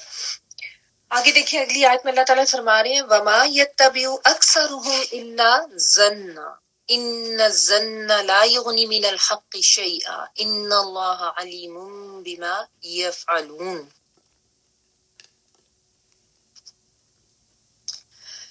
حقیقت یہ ہے کہ ان میں سے اکثر لوگ گمان کے پیچھے چل رہے ہیں, حالانکہ گمان حق کے مقابلے میں کسی کام نہیں آ سکتا. بے شک اللہ تعالیٰ خوب جانتا ہے جو کچھ یہ کر رہے ہیں. وما اور نہیں, یہاں پہ مان نہیں کے معنوں میں ہے کیونکہ آگے اللہ آ رہا ہے نا. یتبعو وہ پیروی کرتے, یا وہ کے معنوں میں, اور اتباع تابع وہ پیروی کرتے, اکثرهم اکثر ان میں سے, الا مگر, زن کی, گمان کی. زوئے نون نون اس کا روٹ ورڈ ہوتا ہے, اور عربی میں زن جو ہے نا مختلف معنوں میں آتا ہے. یقین کے معنوں میں بھی آتا ہے, شک کے معنوں میں بھی آتا ہے. یعنی زن اچھا بھی ہو سکتا ہے, زن برا بھی ہو سکتا ہے, پازیٹیو نیگیٹو دونوں معنوں میں آ سکتا ہے. یہاں پہ جو ہے نا یہ ایک آپ کہہ لیں کہ نیگیٹو معنوں میں, گمان کے معنوں میں, یعنی جو ایک ایسی چیز جو بے دلیل بے حقیقت ہے. ان الظن بے شک گمان, لا نہیں, یغنی وہ کام آتا. یہ میں آپ کو بتایا کہ یہ اس طریقے سے بھی غین نون یا جو ہے یغنی کا مطلب کہ یہ تو اس میں وہ کے معنوں میں ہی ہے. لیکن غنی ہوتا ہے نا کہ جو اتنا مالدار ہو کہ وہ ہر چیز سے بے نیاز ہو جائے. ٹھیک ہے. یعنی کسی اور چیز کی ضرورت باقی نہیں رہتی. آپ کے پاس نیا موبائل آ جاتا ہے تو آپ اپنے اس پچھلے موبائل سے جو آپ کے لیے بڑا اہم ہوتا ہے پہلے, آپ اس سے بالکل بے نیاز ہو جاتے ہیں. اب اس کی ضرورت باقی نہیں رہتی, اب وہ آپ کے کسی کام نہیں آتا.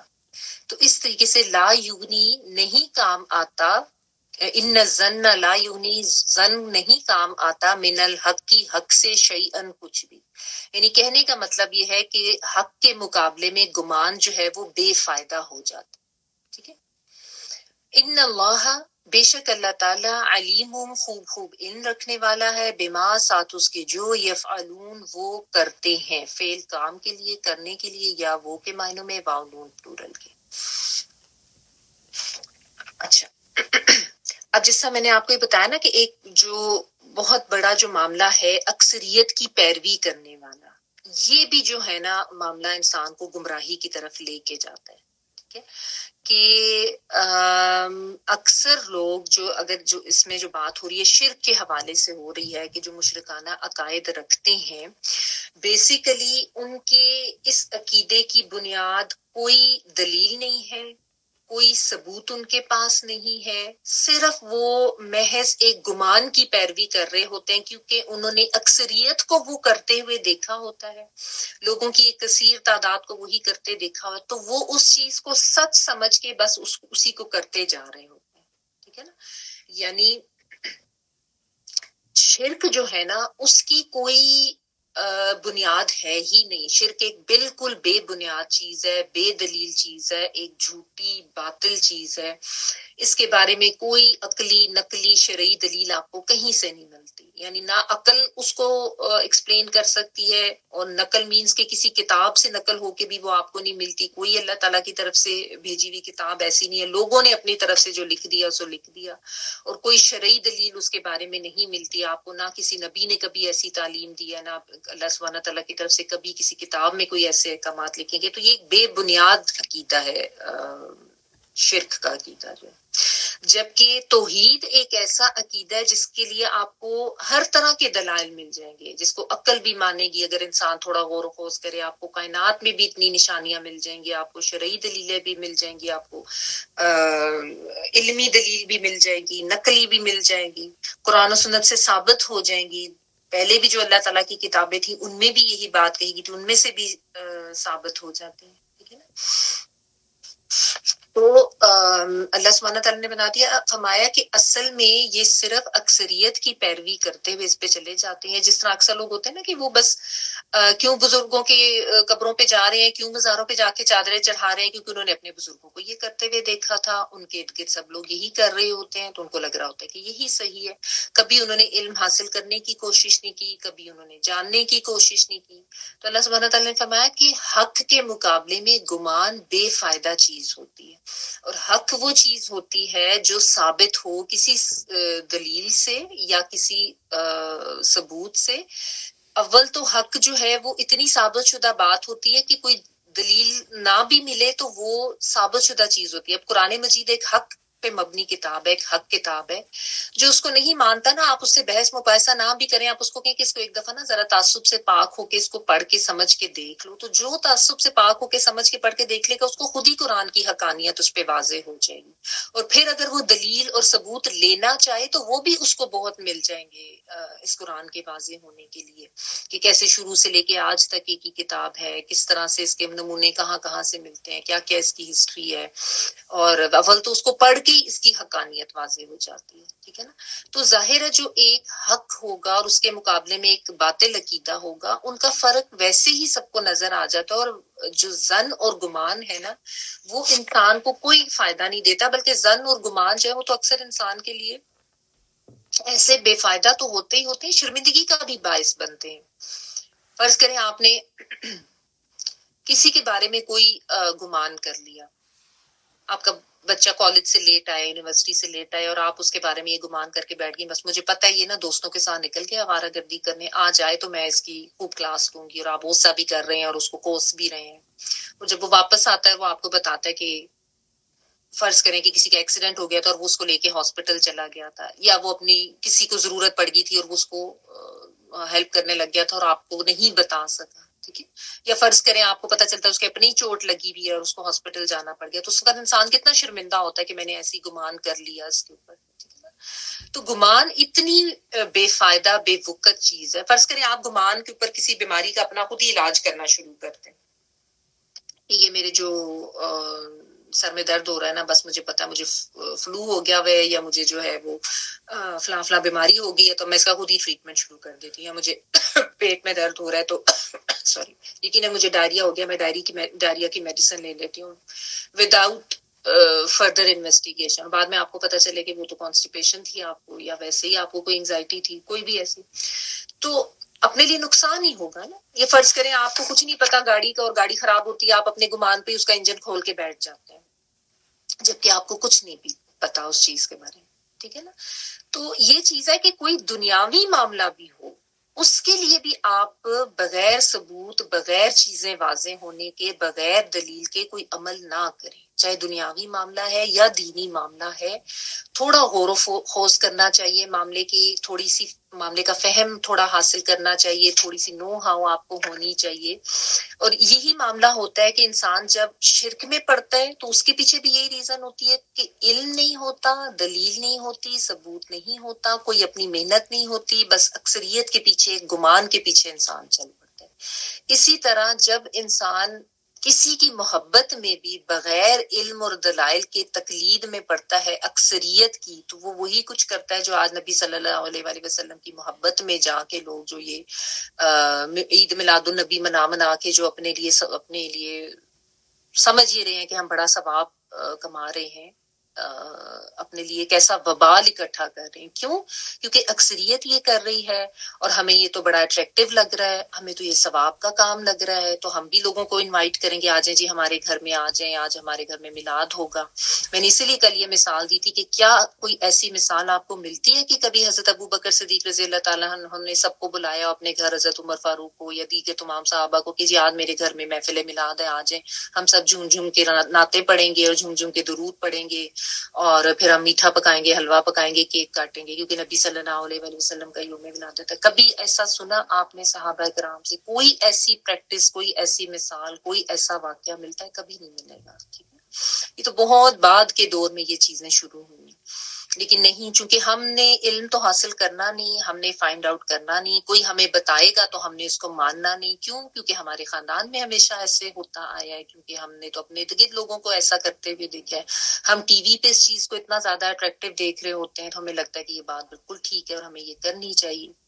ان الظن لا یغنی من الحق شیئا، ظن جو ہے حق کے مقابلے میں بیکار، بے وقت، بے فائدہ چیز ہے، الٹا نقصان دینے والی چیز ہے. اگر آپ محض ایک عقیدہ بنا کے اس کو فالو کرتے جائیں گے اور اس کے بارے میں کوئی علم نہیں حاصل کریں گے تو وہ آپ کو الٹا نقصان دے گا. جیسا میں نے آپ کو عام زندگی سے مثالیں دی نا، کہ آپ اپنے بچے کے بارے میں کوئی گمان کر لیں، اپنے شوہر کے بارے میں. اسی لیے قرآن مجید میں اللہ تعالیٰ نے یہ بھی فرمایا نا کہ زیادہ گمان نہ کیا کرو، کیونکہ زیادہ گمان جو ہے وہ بھی گناہ میں شمار ہو جاتا ہے. تو ایسی بے دلیل، بے حقیقت باتیں، عقائد، نظریات، بدعات، یہ سب چیزیں انسان کے لیے بہت زیادہ نقصان کا باعث ہے، جس کو انسان سمجھتے نہیں. ٹھیک ہے نا، آباء و اجداد کے طریقے، سوسائٹی کے رواج، برادری کے طریقے. ہم اپنے آپ کو یہ دیکھیں، اپنے آپ کو پرکھیں، چیک کریں کہ ہم نے اپنی زندگی کی بنیاد کن طریقوں پر رکھی ہے. حق پہ مبنی عقائد پر رکھی ہے یا گمان پر مبنی عقائد و نظریات پر رکھی ہے؟ کیا ہم بھی شرعی اور سنت والے طریقوں کو اپناتے ہیں یا گمان پر مبنی بدعات کو لے کر چل رہے ہیں؟ اور پھر اس کے لیے ظاہر آپ کو محنت کرنی پڑتی ہے نا، حق کی کھوج کے لیے آپ کو علم حاصل کرنا پڑتا ہے، آپ کو دلائل ڈھونڈنے پڑتے ہیں، تھوڑی سی ایفرٹ، تھوڑا سا وقت لگانا پڑتا ہے. ٹھیک ہے، تو ورنہ اگر آپ اکثریت کو دیکھ کے فالو کریں گے، دیکھا دیکھی، تو وہ تو جو دوسرے گمان کی پیروی کر رہے ہوتے ہیں، آپ بھی اسی کے پیچھے بے بنیاد باتوں کو اپنا لیتے ہیں، انہی پر زندگی گزارتے ہیں اور اپنے لیے جو ہے وہ نقصان دنیا کا بھی کرتے ہیں اور آخرت کا بھی کرتے ہیں. اور ایسے عمل پائیدار بھی نہیں ہوتے. ٹھیک ہے نا، جو محض دیکھا دیکھی، تقلید اندھی کر کے جو عمل کیا جاتا ہے. ٹھیک ہے، اور ظاہر انسان کو جو آخر میں جزا ملنی ہے اس کے اعمال کے مطابق ہی ملنی ہے نا. آج دیکھیں لوگ فیشن کے معاملے میں بھی یہی کرتے ہیں نا، اندھی تقلید، چاہے وہ فیشن شرعی حدود کے اندر آتا ہے یا نہیں آتا، چاہے وہ ہمارے اوپر اچھا لگ رہا ہے یا نہیں لگ رہا، چاہے وہ ضرورت اور موسم کے مطابق ہے یا نہیں ہے. چونکہ ہم نے فلاں سیلیبریٹی کو دیکھ لیا، ہم نے اکثریت کو وہ کرتے ہوئے دیکھ لیا، تو ہم نے بھی یہی کرنا ہے، ہمیں بھی وہی کپڑا چاہیے، ہمیں بھی وہی فیشن کرنا ہے. یہ ایک نا بس دوڑ چکی ہوئی ہے لوگوں کی، ایک وہ بھیڑ چال جس کو آپ کہہ لینا، ایسے اس میں لوگ پڑے ہیں. تو پھر ظاہر ہے بغیر سوچ سمجھ کے، بغیر علم حاصل کیے اور بغیر اپنی عقل کو استعمال کیے اگر انسان زندگی گزارے گا تو نقصان ہی اٹھائے گا نا. اور ایسا تو نہیں ہے کہ اللہ سبحانہ تعالیٰ کو یہ پتہ نہیں ہے کہ ہم کیا کر رہے ہیں، یا اللہ کو یہ علم نہیں ہے کہ ہمیں یہ اتنی عقل تو دی گئی تھی، ہمیں اتنے مواقع بھی ملے تھے، ہمیں اتنے لوگوں نے سمجھایا بھی تھا اور اللہ تعالیٰ کی طرف سے بھی ہمیں ہدایت دی. تو اللہ تعالیٰ کو تو سب کچھ معلوم ہے کہ ہم کیا کریں. ان اللہ علیم بما یفعلون، جو وہ کرتے ہیں اللہ تعالیٰ ان سے اچھی طرح واقف ہے.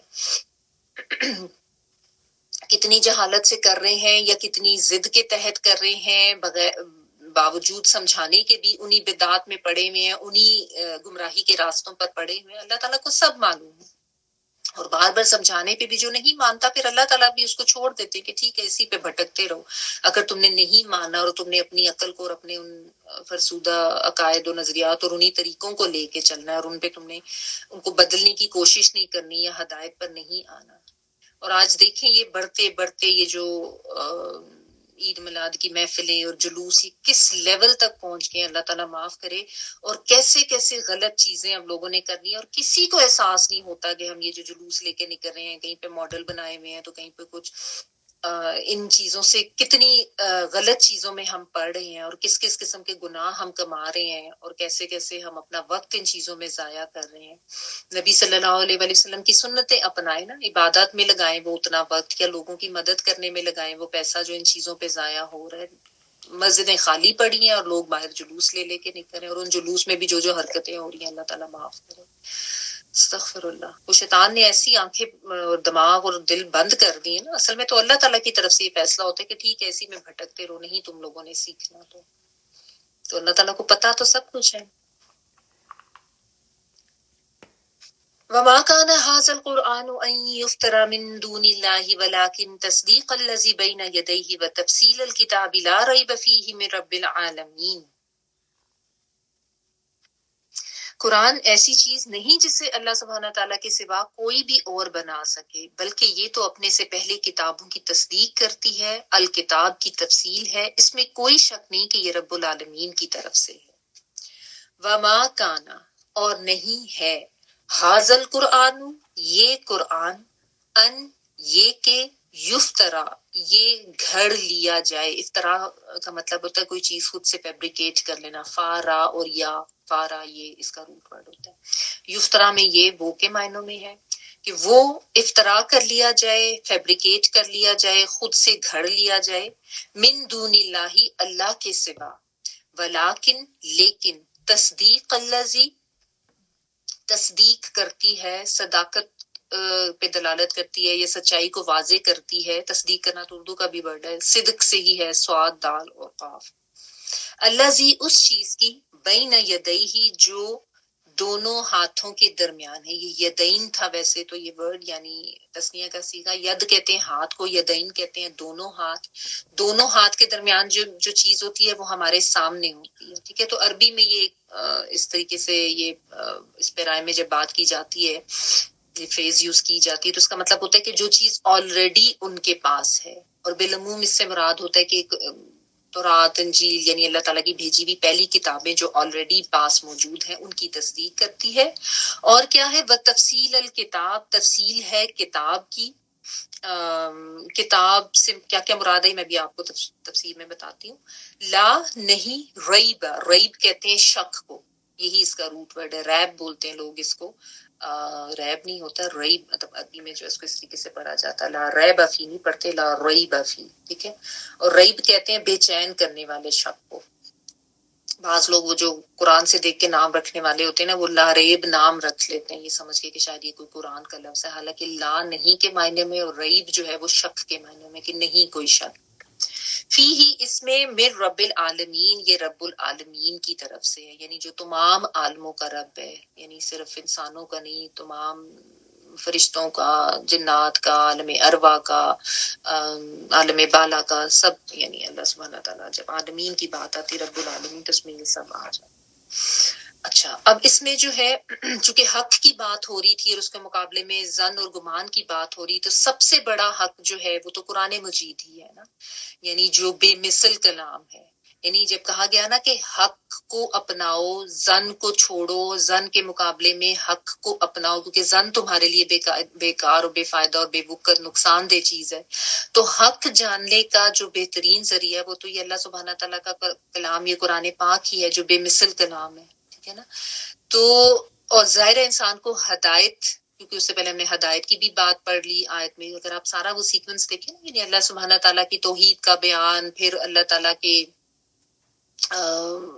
کہ جو اللہ تعالیٰ کی طرف سے ہدایت دیا جانا اور ہدایت کی اہمیت کو واضح کیا گیا، اور پھر حق کی اہمیت کو واضح کیا جا رہا ہے، اور حق کو جاننے کی تلقین کی جا رہی ہے، اور ظن کو چھوڑنے کے بارے میں کہا جائے، تو حق اور ہدایت کہاں سے ملے گی؟ اس قرآن پاک سے ملے گی، ٹھیک ہے۔ تو اس قرآن مجید کی پھر حقانیت کو بھی واضح کیا جا رہا ہے تاکہ اس کے اوپر جو شکوک و شبہات ہیں وہ دور ہو جائیں۔ تو اللہ سبحانہ تعالیٰ نے بتا دیا کہ یہ جو قرآن ہے یہی ہدایت کا یعنی اصل منبع ہے، اور یہ کوئی ایسی کتاب نہیں ہے کہ اس کو کوئی خود سے گھڑ لے، خود اس کو اپنی مرضی سے لکھ لے، یہ ایسی کتاب ہی نہیں ہے۔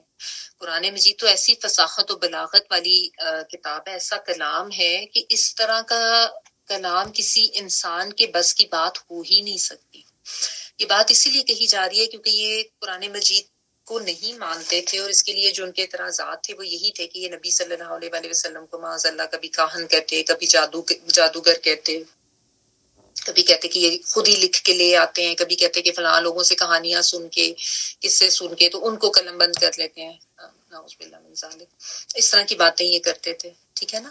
تو اللہ سبحانہ تعالیٰ نے یہ قرآن کی حقانیت کو واضح کیا کہ یہ ایسی کتاب ہے ہی نہیں کہ اللہ کے علاوہ کوئی اس طرح کا کلام لکھ سکے یا خود سے بنا سکے، ٹھیک ہے۔ اور اس سے مراد صرف یہ نہیں ہے، قرآن کے الفاظ صرف اس سے مراد نہیں ہے کہ یہ قرآن کے الفاظ ایسے ہیں، وہ تو ہیں ہی ہیں، وہ تو ٹھیک ہے۔ قرآن میں جو مضامین، جو حقائق، جو قوانین بیان کیے گئے ہیں نا، وہ بھی ایسے فصیح اور بلیغ اور ایسے حکمت پر مبنی ہے کہ کسی انسان کے بس کی بات ہو ہی نہیں سکتی۔ انسانوں نے تو بے شمار کتابیں لکھی ہیں نا، کوئی اور ایسی کتاب بتا دے جس میں اس طرح کی حکمت بھری باتیں ہوں، جس میں اس طرح سے انسان کے لیے زندگی کے مسائل کا حل بیان کیا گیا اور زندگی گزارنے کے طریقے لکھے ہوں، اور انسان کو اس طریقے سے اس کی زندگی کا راستہ واضح کیا گیا ہو، ایک پورا لائحہ عمل، ایک پورا ضابطہ حیات انسان کو دیا جائے، اور اس کو یہ بتایا جائے کہ وہ اس دنیا میں کیوں آیا اور اس نے آخرت کے لیے کیا کمائی کرنی ہے، اور اس کے سارے کانسیپٹس کلیئر جائیں۔ ایسی حکمت سے بھرپور کتاب کوئی اور ہے ہی نہیں۔ تو یہ کلام تو صرف اللہ کا ہی ہو سکتا ہے، یہ غیر اللہ کی طرف سے ہو ہی نہیں سکتا، گھڑا جانے والا تو کلام یہ ہے ہی نہیں ہے، ٹھیک ہے۔ پھر اللہ سبحانہ تعالیٰ نے اس قرآن کی حقانیت واضح کرنے کے لیے ان کو یہ بھی کہا کہ یہ کوئی ایسی کوئی نئی کتاب نہیں ہے، اگر تم اس پہ غور کرو تو جو پہلی آسمانی کتابیں تھیں یہ انہی کی تصدیق کرتی ہے۔ قرآن نے آ کے یہ تو نہیں کہا کہ انجیل اور تورات جو ہیں وہ اللہ کی کتابیں نہیں تھیں، بالکل اللہ کی کتابیں تھیں، وہ بھی اللہ کے کلام تھے۔ ہاں، لوگوں نے ان میں تبدیلیاں ایسی کر لیں کہ اب وہ اپنی اصلی شکل میں نہیں ملتی، اسی لیے اللہ سبحانہ تعالیٰ نے انسانوں کی ضرورت کے لیے اس کلام کو بھیجا، اور پھر اس کلام کو اس طریقے سے محفوظ بھی کر لیا کہ اب چونکہ کوئی اور نبی، کوئی اور کلام نہیں آنا، تو اس کلام میں کسی قسم کی کوئی لفظی یا معنوی تحریف انسان نہیں کر سکتے، ٹھیک ہے۔ تو اللہ تعالیٰ نے بتایا کہ یہ تو پرانی کتابوں کی تصدیق کرنے والی ہے، کسی نبی کی اس میں جو ہے وہ انکار اس نبی کا نہیں ملتا، کسی کتاب کا اس میں انکار نہیں ملتا، سب کی تصدیق ہوتی ہے اس میں، اور ان باتوں ان کتابوں میں بھی توحید کا پیغام تھا، آخرت کا یقین کا پیغام تھا، اور انسان کو اس کو زندگی کا جو لائحہ عمل بتایا گیا تھا وہی انہی کی تفصیل ہے اس کتاب میں بھی، ٹھیک ہے۔ تو جو تمہارے پاس آلریڈی موجود ہے اس کی یہ تصدیق کرتی ہے، اور تفصیل الکتاب کا مطلب یہ ہے، اس کو بعض علماء نے تفصیل الکتاب سے مراد لوح محفوظ لیا ہے، کہ اللہ تعالیٰ کے پاس لوح محفوظ میں جو بھی احکامات شرعیہ اور جو بھی قوانین درج تھے انہی کی تفصیل اس کتاب میں ہمیں بتائی گئی ہے، ٹھیک ہے۔ لوح محفوظ کے بارے میں تو آپ کو پتہ ہے نا، اللہ تعالیٰ کے پاس جو کتاب جس میں سب پہلے آنے والے بھی تمام کتابیں اس میں موجود ہیں، اول سے لے کے آخر تک دنیا میں ہونے والے جو بھی واقعات ہیں وہ سب اس میں درج ہیں، تو یہ اسی کی تفصیل ہے۔ اور اس سے مراد قوانین یا شریعت بھی لی گئی ہے، یعنی الکتاب کتب سے ہے نا، لکھا ہوا، تو یعنی جو بھی اللہ تعالیٰ کی طرف سے لکھ دیے گئے ہیں قوانین اور شرعی اصول و ضوابط، انہی کی تفصیل یہ کتاب بیان کرتی ہے، ٹھیک ہے۔ پھر اللہ تعالیٰ نے خود فرما دیا لا ریب فیہ، اس میں کوئی شک نہیں ہے، یعنی اس کتاب کے بارے میں سب سے پہلے تو یہ جان لو، اسی لیے شروع میں ہی سورۃ البقرہ میں ہم پڑھتے ہیں نا ذالک الکتاب لا ریب فیہ، کیونکہ اگر انسان کو شک ہوگا تو وہ کبھی اس کو نہ پڑھے گا نہ اس کو سمجھے گا، یا اگر پڑھ بھی لے گا نا تو اس کے ذہن میں وہ شک و شبہ رہے گا کہ پتہ نہیں یہ صحیح ہے بھی کہ نہیں، پتہ نہیں صحیح ہے بھی کہ نہیں۔ اسی لیے اللہ سبحانہ تعالیٰ خود گواہ بن کے اس کتاب کی حقانیت کو واضح کرتے ہیں کہ اس پر یقین کر لو، اس میں جتنے بھی جو اصولی احکامات درج ہیں، چاہے عقائد سے ریلیٹڈ، چاہے عبادات سے متعلق، چاہے اخلاق سے متعلق، چاہے معاشرت، معیشت، جس سے بھی متعلق تمہیں اس میں احکامات ملیں گے وہی سچے، حق پر مبنی فائنل احکامات ہیں، ان میں تمہیں کسی قسم کے شک و شبہ میں پڑنے کی گنجائش ہے ہی نہیں اور کوئی ضرورت ہے ہی نہیں۔ یہ بالکل واضح سچی کتاب ہے، اس میں کوئی شک نہیں ہے، ٹھیک ہے نا۔ اور پھر اس میں اللہ تعالیٰ نے تفصیل الکتاب کا مطلب یہ نہیں ہے کہ آپ کہیں کہ ہر چیز کی اب اس میں آپ کو اس طریقے سے تفصیل ملے گی۔ اللہ تعالیٰ نے بس یہ بتا دیا کہ تم نے حرام کی طرف نہیں جانا، حلال کی طرف جانا ہے، ٹھیک ہے نا۔ اب حلال کمائی کرنی ہے، حرام کمائی نہیں کرنی۔ سود کو حرام کر دیا، ناجائز کسی کا مال کھانے کو حرام کر دیا۔ اب ایک شعبہ نہیں بتایا گیا کہ اگر تم یہ والا کام کرو گے تو یہ غلط ہے اور یہ والا کاروبار کرو گے تو یہ صحیح ہے۔ یہ پھر ساری تفصیلات ظاہر ہے نبی صلی اللہ علیہ وآلہ وسلم کی زندگی سے اور آپ کی حدیث سے ہمیں پتہ چلتی ہیں۔ زیادہ جو تشریح ہے وہ اس طریقے سے ملتی ہے۔ نماز پڑھنے کا کہہ دیا گیا، اس کی جو طریقہ کار ہے وہ ہمیں نبی صلی اللہ علیہ وآلہ وسلم نے بتا دیا۔ حج اور اس کے مناسک ادا کرنے کے بارے میں کہہ دیا گیا، اس کی جو زیادہ ڈیٹیلز اور کیسے ہے وہ ہمیں نبی صلی اللہ علیہ وآلہ وسلم کی زندگی سے ملتی ہے، ٹھیک ہے۔ تو اس لیے قرآن مجید پر عمل کرنے کے لیے آپ صلی اللہ علیہ وآلہ وسلم کی سنت، آپ کی احادیث، آپ کی زندگی کا طریقہ کار، وہ اس کی اہمیت اپنی جگہ مسلمہ ہے، اس کا انکار نہیں کیا جا سکتا، ہے نا۔ اسی لیے اللہ سبحانہ تعالیٰ نے قرآن مجید جب بھیجا تو اس کے ساتھ صاحب قرآن نبی صلی اللہ علیہ وآلہ وسلم کو بھیجا، کیونکہ آپ صلی اللہ علیہ وآلہ وسلم کی ضرورت تھی۔ تو اس لیے یہ نہیں کہا جا سکتا کہ حدیث کی اہمیت نہیں ہے اور آپ صلی اللہ علیہ وآلہ وسلم کی ضرورت صرف اس دور کے لوگوں تک تھی، جو کہ اکثر لوگوں نے اس چیز کو بھی اپنے لیے ایک پتہ نہیں بلا وجہ کی ایک ریزن بنا کے ایک طرح کا فتنہ کھڑا کیا ہوا ہے حدیث کے انکار کے لیے۔ تو ظاہر ہے جو تشریحات ہیں یا جو ایکچوئل طریقے ہیں وہ تو ہمیں نبی صلی اللہ علیہ وآلہ وسلم کی زندگی سے ملیں گے نا۔ قرآن میں تو آپ کو احکامات ملیں گے کہ یہ شرعی حکم ہے، یہ تم نے کرنا ہے۔ اب کرنا کیسے ہے وہ تفصیل آپ کو نبی صلی اللہ علیہ وآلہ وسلم کی زندگی میں، اس کے لیے آپ کو جاننا پڑے گا۔ کتنی نمازیں پڑھنی ہیں، کتنی رکعات ہیں، کس طرح سے پڑھنی ہے، کون کون سے اوقات پہ پڑھنی ہے، یہ سب کچھ آپ تفصیلات نبی صلی اللہ علیہ وآلہ وسلم کی حدیث یا زندگی سے نہیں لیتے، ظاہر لیتے ہیں۔ تو پھر کیسے کوئی کہہ سکتا ہے کہ بس قرآن ہی لینا، ہم نے حدیث نہیں لینی؟ اتنا بڑا فتنہ آج کل کی دور کا یہ بن گیا ہوا ہے۔ اللہ تعالیٰ سب کو ہدایت دے۔ تو اللہ سبحانہ تعالیٰ نے بتا دیا کہ اس میں کوئی شک نہیں ہے کہ یہ تمہارے رب کی طرف سے، اور وہ کون سا رب ہے؟ جو رب العالمین ہے، تو تمام جہانوں کا مالک ہے، دنیا کا، آخرت کا، آسمانوں کا، آسمان میں پائے جانے والی ہر چیز کا، زمین کا، زمین میں پائے جانے والی ہر چیز کا، چرند پرند، چاہے اللہ تعالیٰ کی کوئی جاندار مخلوق ہے یا بے جان، ساری جو اللہ تعالیٰ کی کریشن ہے، جتنے بھی عالم ہیں، اب فرشتے یا جنات یا یہ چیزیں ہمیں نظر نہیں بھی آتے، ان کے بھی جو عالم ہیں، ان سب کے اللہ تعالیٰ ہی مالک ہے، اللہ ہی رب ہے۔ تو ایسے عظیم ہستی اور ایسے اعلیٰ اور ہستی کی طرف سے جو کلام ہوگا اس میں تمہیں کوئی شک بھی نہیں ہونا چاہیے، اور ظاہر ہے اس سے بہتر کوئی کلام ہو بھی نہیں سکتا، اس سے بڑھ کے تمہارے لیے ہدایت کی بات کسی اور کتاب میں ہو بھی نہیں سکتی۔ اور پھر اسی لیے آگے پھر چیلنج بھی کیا گیا، ام یقولون افترا قل فأتوا بسورة من مثله وادعوا من استطعتم من دون الله ان کنتم صادقین۔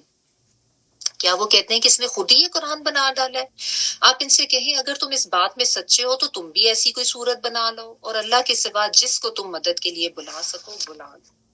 ام یقولون، کیا وہ کہتے یا وہ کہتے ہیں، افتراہ، اس نے گھڑ لیا ہے اس کو، یعنی نبی صلی اللہ علیہ وسلم، افتراہ، اس نے گھڑ لیا، جو ہے وہ قرآن مجید کی طرف جا رہا ہے، اس نے گھڑ لیا ہے اس کو، فارا اور یا اس کا روٹ ورڈ ہے۔ قل، آپ فرما دیجئے، فأتو، تو لے آؤ، حمزہ آیا، بی صورتین، کوئی ایک صورت، من مثلی ہی، اس کے جیسی، ٹھیک ہے، یعنی اس کے جیسی، اس کی مثل کوئی اور تم بھی صورت لے آؤ۔ ودعو، دعو کا مطلب ہوتا ہے پکارنا، دعا اسی سے ہے، دال عین واو، اور پکارو، من استطاعتم، جس کی تم استطاعت رکھتے ہو، استطاعت کا روٹ ورڈ تاؤں واو اور عین ہوتا ہے، یعنی جس کی بھی تمہیں ایبلٹی ہے نا، پکار لو، من دون اللہ، اللہ کے سوا، ان کنتم صادقین، اگر تم سچے، یعنی اگر اتنی واضح نشانیاں اور اتنا سب کچھ دلائل اور ثبوت کے باوجود بھی تم کہتے ہو کہ اس نبی نے یہ معاذ اللہ خود سے گھڑ لیا ہے یہ قرآن اور خود سے افتراء کر لیا ہے، تو پھر چلو تم بھی ایسا کوئی کلام بنا کے لاؤ۔ یعنی ایک چیلنج کیا گیا، ایک دعوت عام سب کو دی گئی۔ قرآن مجید میں یہ چیلنج اور مقامات پر بھی ملتا ہے نا، آپ نے سورۃ البقرہ میں بھی پڑھا تھا، فأتوا بسورۃ من مثلہ، سورہ ہود میں بھی آتا ہے، سورہ طور میں بھی آتا ہے، فلیأتوا بحدیث من مثلہ، اور سورہ النساء میں بھی آتا ہے کہ جنات اور انسان اکٹھے بھی ہو جائیں تو ایسا کلام نہیں بنا کے لا سکتے. تو یہ چیلنج اس دور میں کیا گیا، رہتی دنیا کے لوگوں تک کے لیے چیلنج ہے. اب عرب کے جو لوگ تھے یہ تو اپنے آپ کو سمجھتے تھے کہ ہم تو بڑے عالم فاضل ہیں اور ہم میں تو بڑے بڑے شعراء ہیں، بڑے زباندان خود کو سمجھتے تھے. تو اگر تم اتنے بڑے اتنے فصیح اللسان لوگ ہو، اتنے بڑے بڑے شاعر تم میں ہیں، ایسے زباندان ہو، تو پھر تم بھی ایسا کوئی کلام بنا کے لے آؤ. جتنے بھی تمہارے اہل قلم ہیں ان کو بلا لو. اللہ کے سوا جس کی تم نے مدد لینی ہے تم لو، اور کوئی ایک صورت بھی اس کے برابر لے کے آؤ. کہیں پہ ان کو 1 کا کہا گیا، کہیں پہ 10 کا کہا گیا، لیکن آج تک اس چیلنج کو کوئی پورا نہیں کر سکا. کیونکہ یہ کلام ہے ہی نہیں ایسا کہ جس کو کوئی انسان لکھ سکے یا ایسی کوئی کاوش بھی کر سکے. تو یہ اللہ سبحانہ تعالیٰ کی ہستی کا بھی ثبوت، اس قرآن کا اللہ کا کلام ہونے کا بھی ثبوت، نبی صلی اللہ علیہ وآلہ وسلم کی نبوت کی صداقت کا بھی ثبوت، یہ سب چیزیں اس سے واضح ہو جاتی ہیں اس ایک چیلنج سے کہ جاؤ لے آؤ، تم بھی ایسا کوئی قرآن بنا کے، کوئی ایسا کلام بنا کے لے آؤ.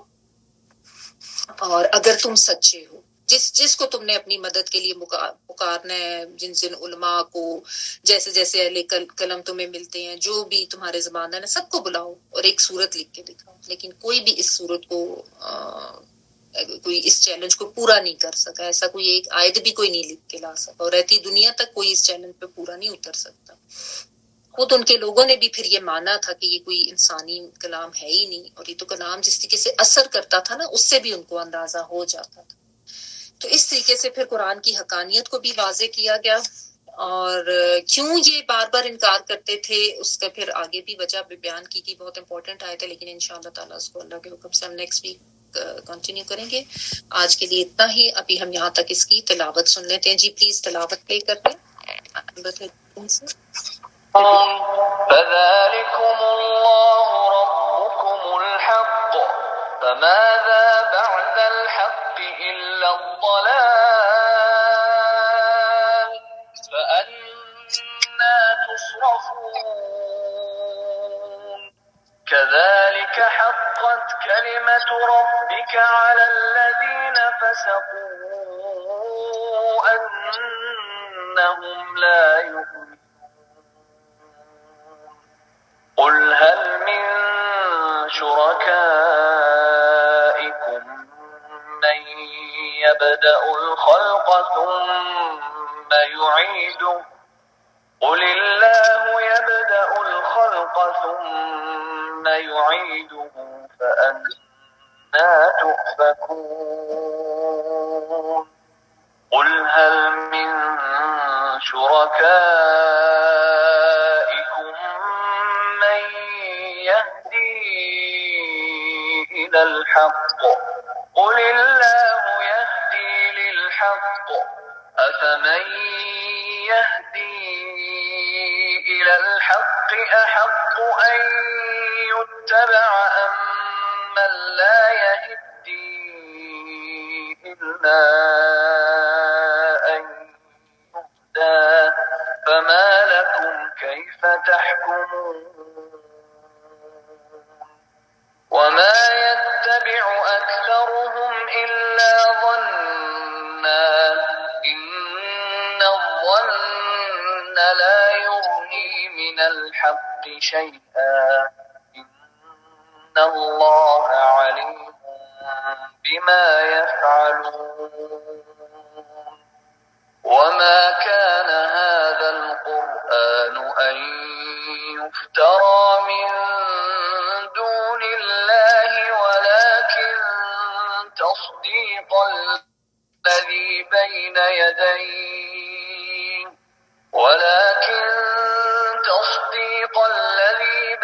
يديه وتفصيل الكتاب لا ريب فيه من رب العالمين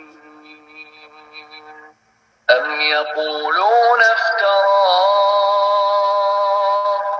قل فأتوا بسورة مثله وادعوا من استطعتم من دون الله إن كنتم صادقين. آخر دعوانا الحمد لله رب العالمين سبحانك اللهم وبحمدك نشهد أن لا إله إلا أنت نستغفرك ونتوب إليك سبحان ربك رب العزة عما يصفون وسلام على المرسلين والحمد لله رب العالمين. بارك الله لي ولكم في القرآن العظيم ونفعني وإياكم بالآيات وذكر الحكيم. دعا کر لیجیے اور جو ہماری